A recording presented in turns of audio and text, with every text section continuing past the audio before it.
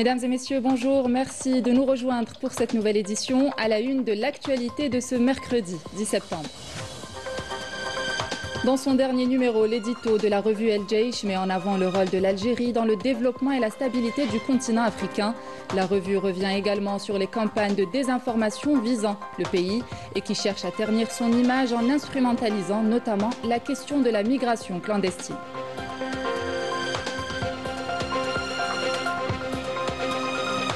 L'Algérie confirme sa puissance économique lors de la foire commerciale intra-africaine avec la signature de plusieurs contrats d'un montant inédit. Ces accords témoignent de son rôle stratégique dans le développement et l'intégration du continent.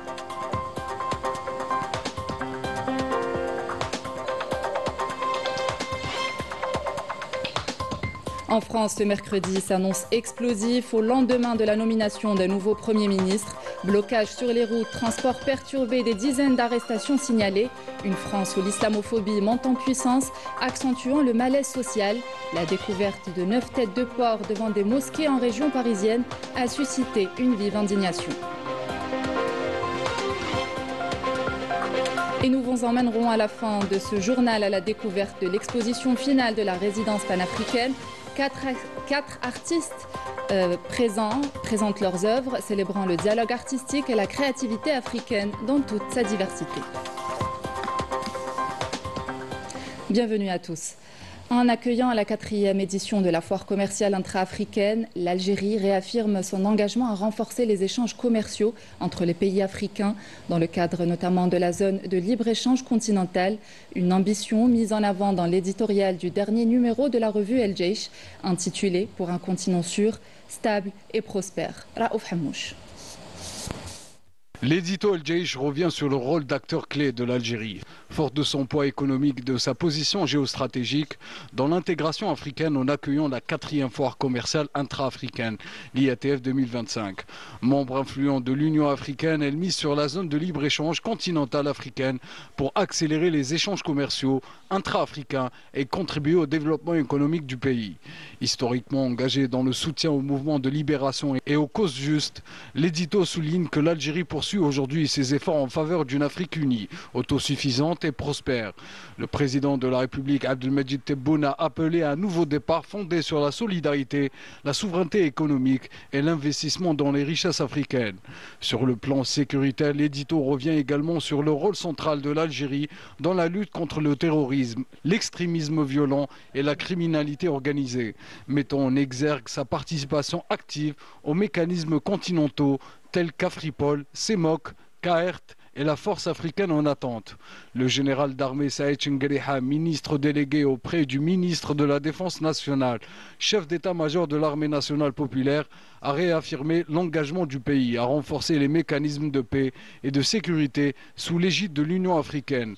L'édito rappelle que l'Algérie, qui a toujours défendu la voix de l'Afrique sur la scène internationale, œuvre pour unir les pays du continent et concrétiser leur aspiration de paix, de stabilité et de prospérité. Une constance qui lui vaut la confiance de ses pairs, illustrée par son élection à des postes de leadership dans plusieurs instances africaines de premier plan.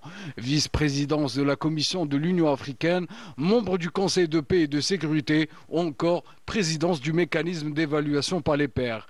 Cette place de choix est le fruit d'une approche globale et équilibrée, combinant diplomatie active, coopération sécuritaire, développement durable et respect des principes immuables. Autant de valeurs qui font de l'Algérie un partenaire incontournable pour un continent africain sûr, stable et prospère. La revue revient également sur le phénomène de la migration clandestine et dénonce son exploitation par certains médias hostiles qui cherchent à ternir l'image de l'Algérie, rappelant qu'il s'agit d'un fait isolé et qui ne reflète nullement la réalité du pays, engagé sur la voie du progrès et qui place la jeunesse au cœur de la dynamique nationale. Mariam Damis. La revue El Jaish pointe du doigt certains médias hostiles qui ont tenté d'exploiter l'incident survenu début septembre 2025 impliquant 7 enfants mineurs qui ont quitté clandestinement l'Algérie, lançant une véritable campagne de désinformation visant à ternir la réputation de notre pays et à discréditer les efforts de l'État devant l'opinion publique nationale et internationale. Campagne qui n'a pas hésité à instrumentaliser une catégorie vulnérable de la société, affirmant que ces jeunes fuyaient la misère Pour la revue El Jaish, étant donné que l'incident concerne des enfants encore scolarisés, l'argument économique n'est pas crédible et invalide les discours mensongers, limitant les causes de cet acte à des considérations socio-économiques, puisqu'il va sans dire que la migration constitue un phénomène mondial. La campagne orchestrée par certaines voix dissonantes autour de ce cas isolé est révélatrice de la haine viscérale que certains nourrissent envers l'Algérie, incapable d'accepter les profondes transformations qu'elle connaît dans divers domaines. L'article met en avant l'importance accordée par les hautes autorités à la jeunesse, force vive de la nation, allocation chômage, soutien aux start-up, promotion de l'entrepreneuriat et élargissement du régime auto-entrepreneur, figurent parmi les mécanismes destinés à offrir des perspectives concrètes aux jeunes Algériens. À cela s'ajoute la volonté de renforcer leur rôle dans la vie publique à travers le Conseil supérieur de la jeunesse et les réformes destinées à favoriser leur participation politique. La revue El Jaish relève que l'amplification délibérée de cette affaire et sa présentation hors de son contexte naturel révèlent clairement l'existence d'agendas médiatiques malveillants visant à affaiblir l'image et la réputation de l'Algérie sur la scène internationale. C'est pourquoi la jeunesse algérienne est appelée aujourd'hui à démontrer sa loyauté envers la patrie afin de résister aux manœuvres hostiles et déjouer les complots ourdis visant à freiner la marche victorieuse de notre pays. 7e et dernier jour de la foire commerciale intra-africaine qui aura tenu toutes ses promesses. Hier, des contrats et accords d'une valeur inédite ont été conclus avec plusieurs partenaires africains. Au-delà des montants, ce sont de véritables passerelles industrielles et commerciales qui se construisent, renforçant l'ambition de l'Algérie de faire de cet événement un accélérateur de l'intégration africaine. Lina Belaïd et Badia Amarni. L'Algérie a frappé fort à l'EATF 2025. Des contrats et accords d'une valeur inédite ont été conclus hier avec plusieurs partenaires africains. La société algérienne Qatari Steel a signé un contrat pour une valeur d'1,2 milliard de dollars avec la Banque de développement Shelter Afrique. La Société nationale de sidérurgie Holding SNS a quant à elle signé plusieurs protocoles d'accord avec des entreprises internationales et africaines d'une valeur globale de 950 millions de dollars. De son côté, le groupe industriel des ciments d'Algérie, JICA, présent à cette foire, compte aussi conquérir de nouveaux marchés en Afrique. اتفاقية أخرى جد هامة لقيمتها 1.2 مليار دولار. Ce contrat d'une valeur de 1,2 milliard de dollars est très important. Il nous ouvre la porte vers 40 pays africains.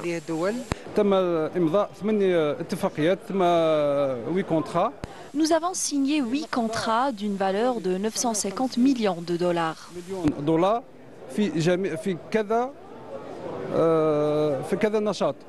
Le partenaire algérien est fiable. Nous œuvrons à élargir notre coopération avec les opérateurs économiques algériens pour le bien de notre pays.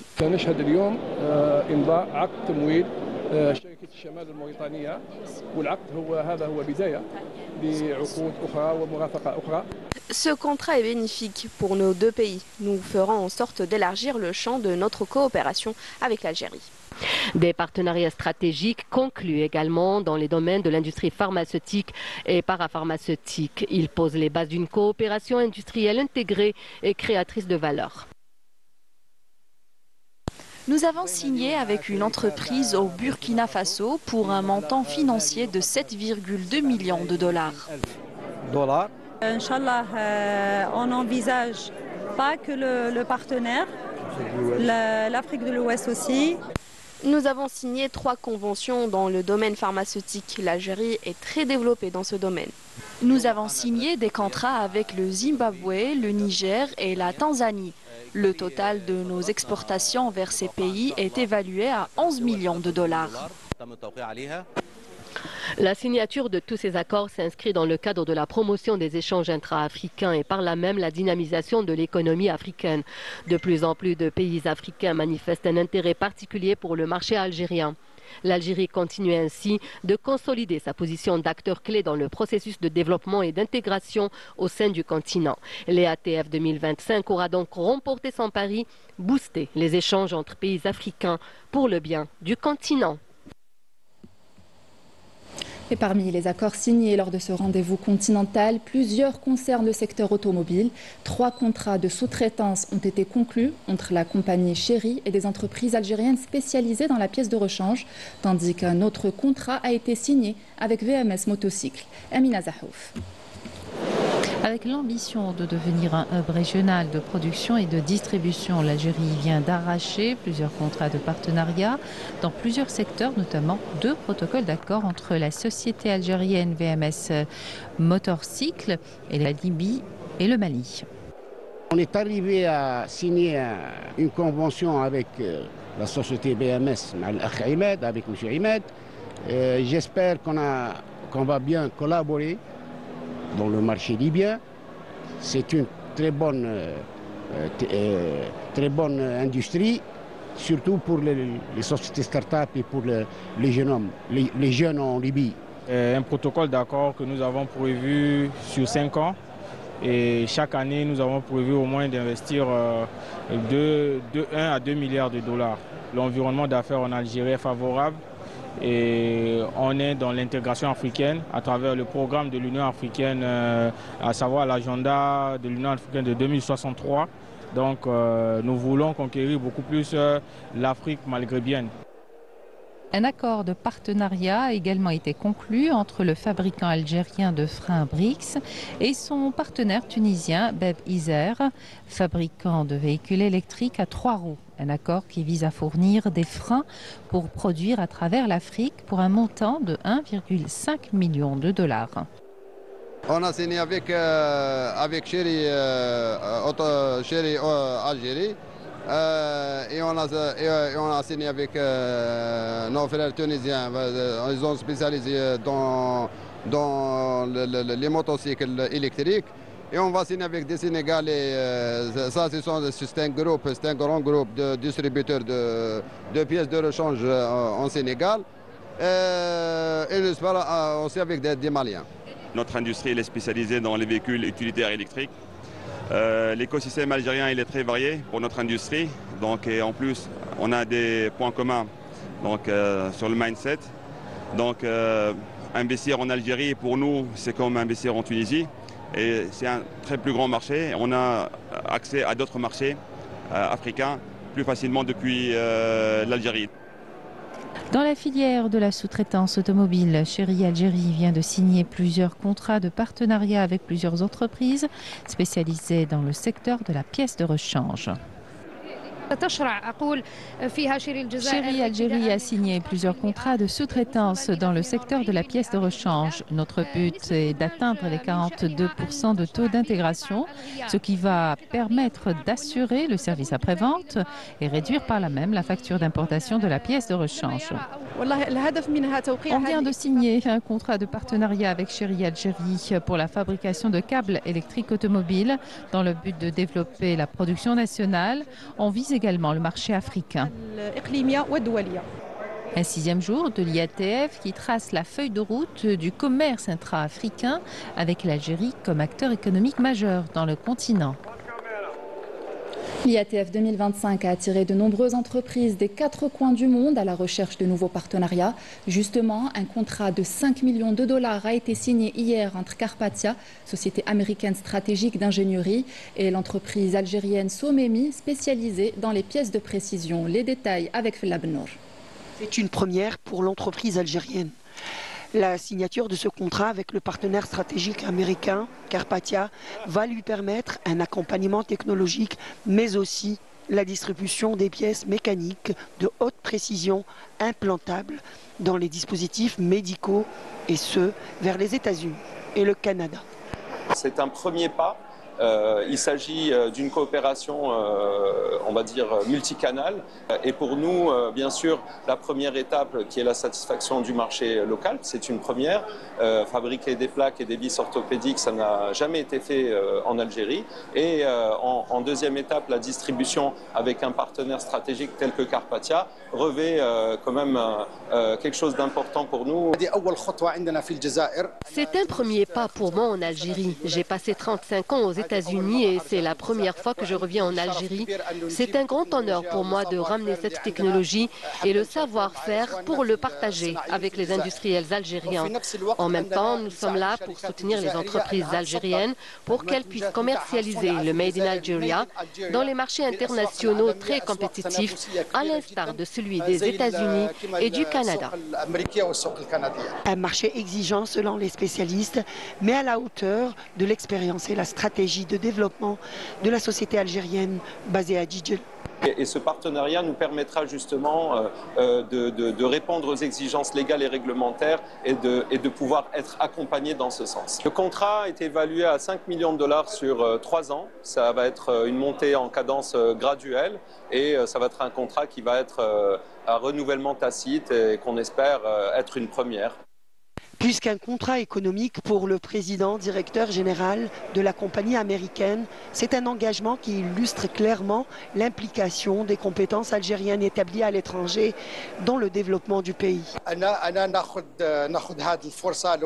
Je voudrais saisir cette occasion pour lancer un appel à tous les Algériens à travers les 4 coins du monde. Si vous avez un produit, une idée ou une technologie, venez en Algérie pour soutenir le pays, car personne ne peut construire le pays en dehors de ses enfants. Les conditions sont favorables. Les instructions de la présidence de la République sont là. Le marché est prêt et les partenaires sérieux sont là et prêts à travailler avec les investisseurs faisant partie de la communauté. Venez, on prendra à bras le corps l'Algérie. La prochaine étape, l'autorisation de l'autorité de régulation pour les dispositifs médicaux implantables. La première expédition est prévue en mai 2026.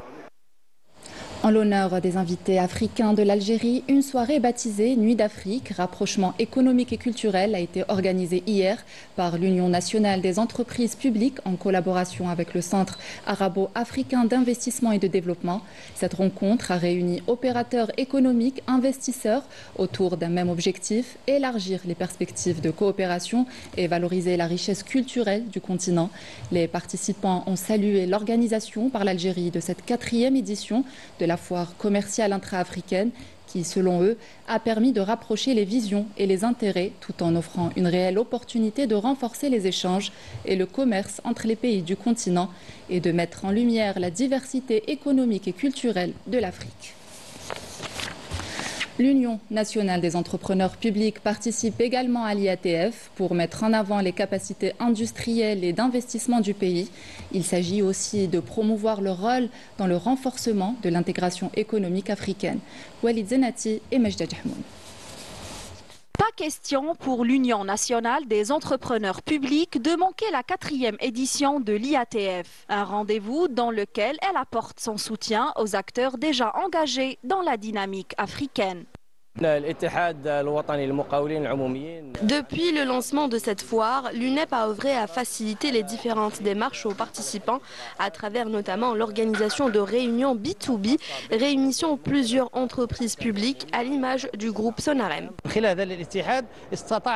Grâce à l'UNEP, nous avons pu nouer de multiples partenariats entre les entreprises membres de cet organisme et ce, dans des secteurs variés comme la fibre optique avec l'objectif d'aller vers des marchés africains. Cette édition se veut donc un levier pour la conclusion de plusieurs accords commerciaux entre les entreprises publiques algériennes et différents pays du continent, un rôle assuré par l'UNEP. Nous avons accompagné plusieurs entreprises publiques dans la signature de contrats de partenariat avec des pays africains. Parmi elles, Algérie Télécom pour la fibre optique, le groupe Cosider dans les infrastructures de base et l'hydraulique, le groupe SNS spécialisé dans la sidérurgie, Madar Holding ou encore le groupe ELEC. D'autres accords en cours d'étude seront annoncés avant la clôture de cet important rendez-vous africain. Plusieurs conventions ont été signé pour instaurer une chaîne commerciale intégrée couvrant à la fois la fourniture des marchandises et la logistique. Parmi les entreprises concernées figure le groupe JICA, notamment la cimenterie Hadjar Soud, Nashco, chargé de la consignation et des services portuaires, la CNAN, chargée du transport maritime jusqu'à Nouadhibou.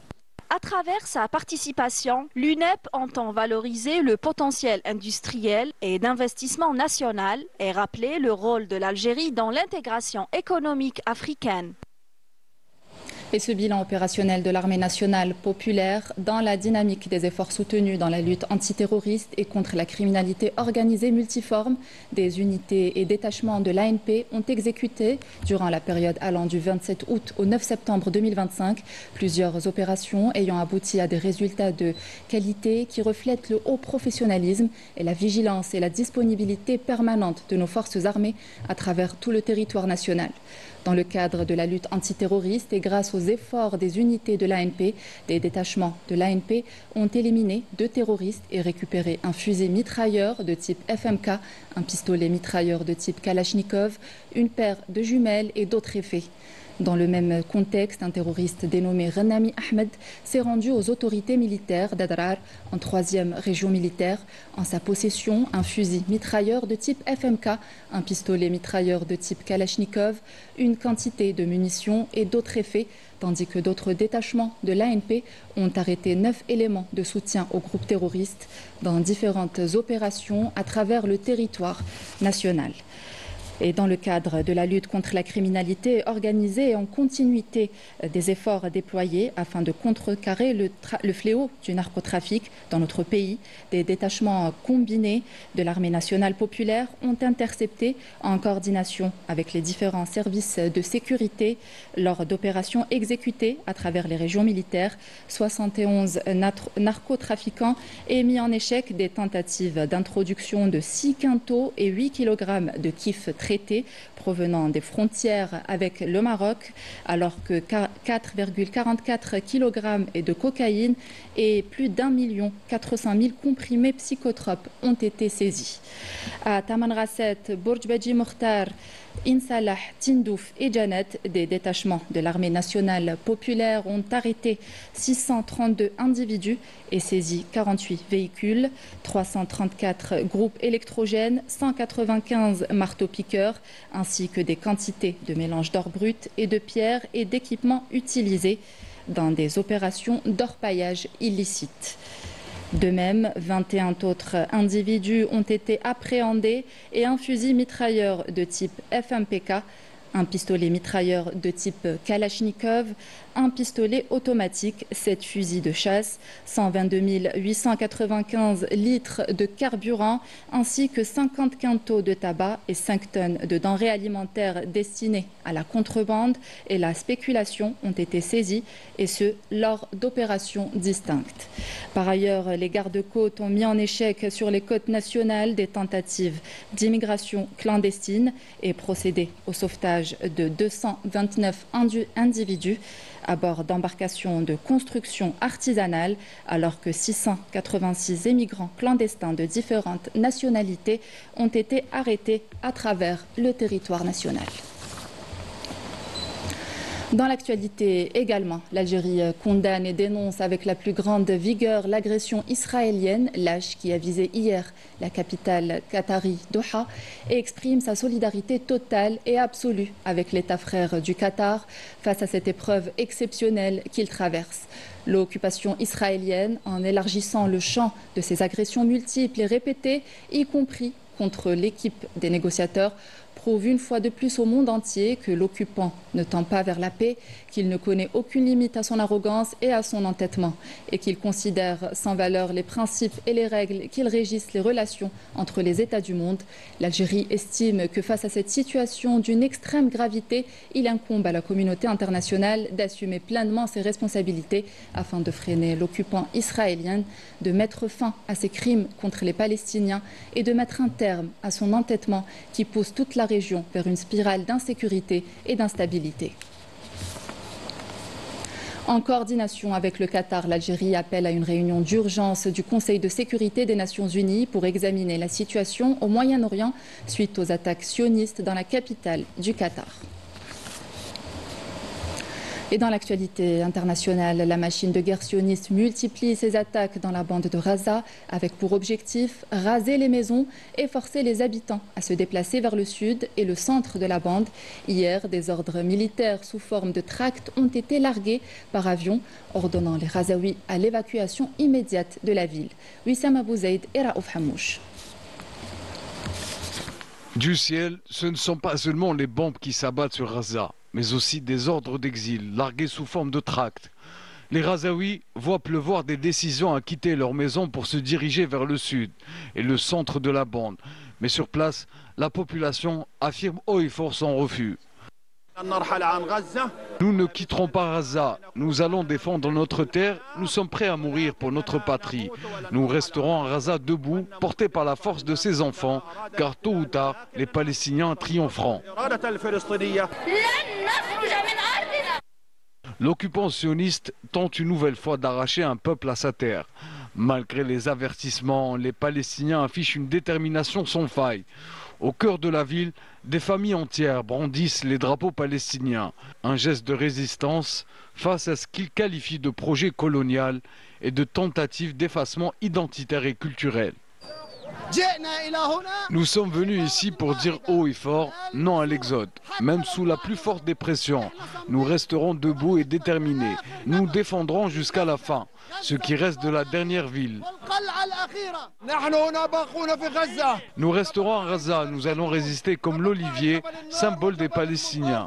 Nous resterons à Gaza malgré tout. Face aux bombes et aux déplacements forcés, un seul mot d'ordre. Rester, résister. Les Gazaouis promettent de tenir jusqu'au dernier souffle et de faire de leur terre un symbole éternel de liberté. Cette journée du 10 septembre s'annonce explosive en France au lendemain de la nomination de Sébastien Lecornu au poste de Premier ministre. Les premières actions ont débuté à l'appel du mouvement Bloquons tout, une mobilisation citoyenne née sur les réseaux sociaux et devant permettre de jauger la colère sociale. Des dizaines de points de blocage sur les routes et périphériques ont été signalés, notamment à l'entrée des grandes villes. Les transports ferroviaires aussi sont perturbés et plusieurs vols ont été annulés ou retardés. À Paris, des heurts ont éclaté et des dizaines d'arrestations ont été enregistrées. Ce matin, 80 000 policiers et gendarmes ont été déployés dans tout le pays, assistés par des drones et des blindés, le tout sur fond de crise politique aiguë. La communauté musulmane de France sous le choc après la découverte de 9 têtes de porc devant des mosquées en région parisienne. Un acte islamophobe qui a suscité une vive indignation et qui, selon le recteur de la mosquée de Paris, n'est pas un acte isolé. Afaf Belhouchet.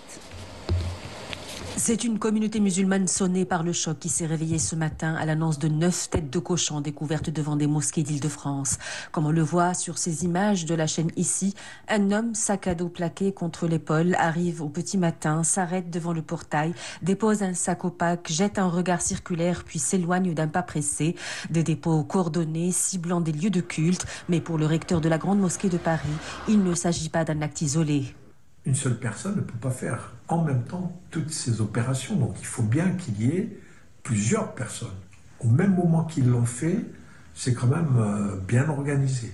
En dehors de Paris, c'est-à-dire quand on parle des 4 ou 5 mosquées qui ont été touchées dans la périphérie parisienne, ce sont également, je dirais, des banlieues qui sont éloignées les unes des autres. Donc il y a derrière ces opérations islamophobes, il y a une vraie organisation qui est bien structurée, qui a porté ces têtes de cochon avec l'inscription du nom du président de la République Emmanuel Macron.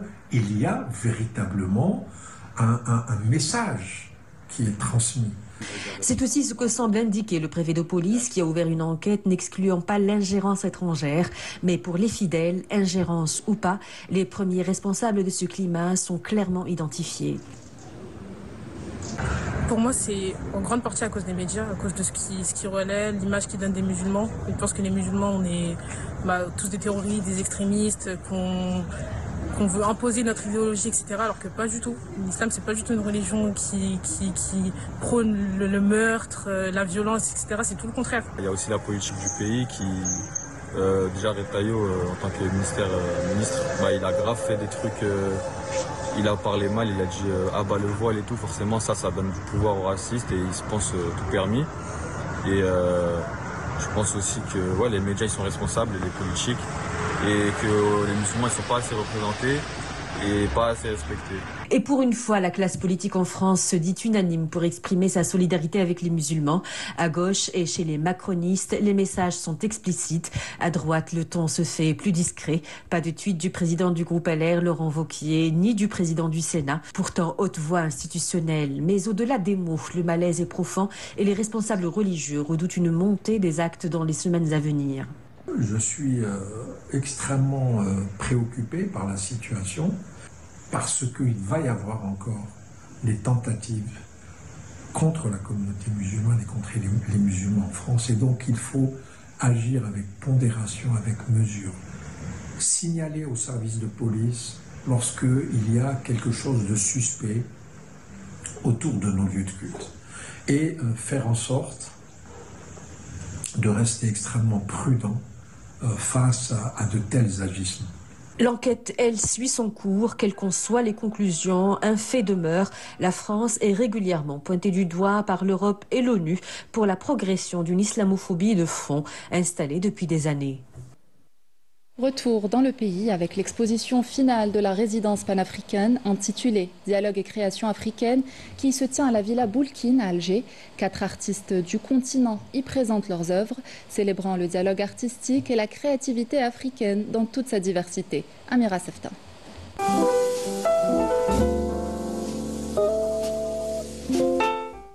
Dans le silence des galeries du Grand Musée de l'Afrique, l'on entendait presque les toiles parler.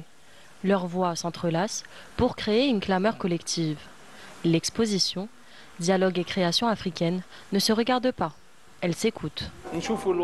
À travers les œuvres, l'on perçoit les racines africaines profondes qui se croisent. On constate un lien étroit entre les travaux artistiques algériens et ceux des autres pays du continent. Les couleurs sont multiples, éclatantes, empreintes de soleil et de chaleur. Des teintes terreuses et chaudes qui reflètent toute l'authenticité africaine. Accueillie à la Villa Boulkine, futur siège du Grand Musée de l'Afrique, l'exposition a mis en lumière les créations de 4 artistes venus du Sahara occidental, du Cameroun, du Sénégal et de Mauritanie, en résidence depuis le 15 août à la Villa Dar Abdellatif. Très surprise parce que en résidence, je ne m'attendais pas à autant de visites. Mais j'ai eu la visite des étudiants, j'ai eu la visite des artistes, j'ai eu la visite même des commissaires. Je travaille plus sur les femmes, mais aussi sur les enfants, pour montrer aussi, pour valoriser aussi la culture africaine. Cette résidence véhicule un message de dialogue et d'ouverture du patrimoine artistique algérien vers l'Afrique. L'Algérie accueille des artistes de plusieurs pays du continent venus offrir, à travers leurs œuvres, une expression vivante de leur art. Cette résidence artistique, qui a duré 1 mois, s'inscrit dans le cadre d'un programme culturel tracé en parallèle aux Journées de la créativité africaine organisées dans le cadre de la Foire du commerce intra-africain. Car au-delà des chiffres et des accords, l'art et la culture contribuent au tissage des liens et à l'unité africaine, en célébrant le patrimoine commun. L'Afrique se découvre plus forte, plus solidaire et mieux armée pour construire son intégration.